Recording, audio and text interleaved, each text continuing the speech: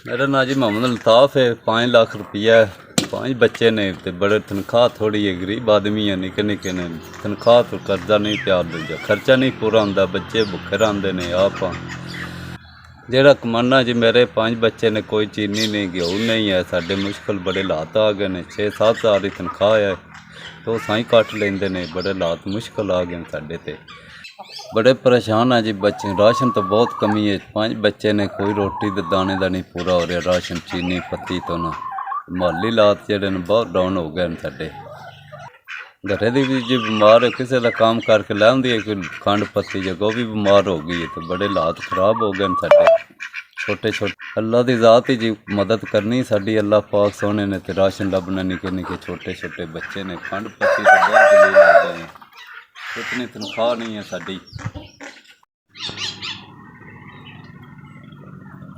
भला वे जी तुहाडा गलिया 5 हज़ार लभ गया। अल्लाह पाक तुहानू मालक सच्चा जिंदगी करे, चौखा दे। भला वे साडा महीना 2 बच्चों मस्कीना गरीबां लग जाए। निके निके बच्चे ने, घर वाली बीमार आंदी अगे, वो भी कमा लेंदी आई।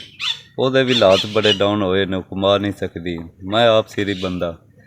अल्लाह पाक तुहानू चौखे दे मालक सच्चा। बड़ा साडा ते हो गया महीना 1.5 लग जा सीधा। दुआवां देआं दे मस्कीन गरीब लोग आ तुहाडी। भला वे जी तुहाडा लोगों का, जिन्हें 5 हज़ार दिता है। साड़ी तो इतनी तनख्वाह कर्जे कटी जाती है। चलो साढ़े भी अल्लाह पाक तुहाडा बहुत शुक्रिया करने। साढ़े भी छोटे छोटे बच्चे ने। इंशाअल्लाह जिउंदे रहो जी। असी भी भला होवे तो 5 हज़ार की खंड पत्ती ले लांदे। इंशाअल्लाह जिउंदे रहो, जिंदगियां होवे तुहाडियां। असी भी माड़े बंदे हैं, चलो अपनी खंड पत्ती ले लांदे। दुआवां देआं दे मस्कीन गरीब लोग साडा इंशाअल्लाह वसदे रहो।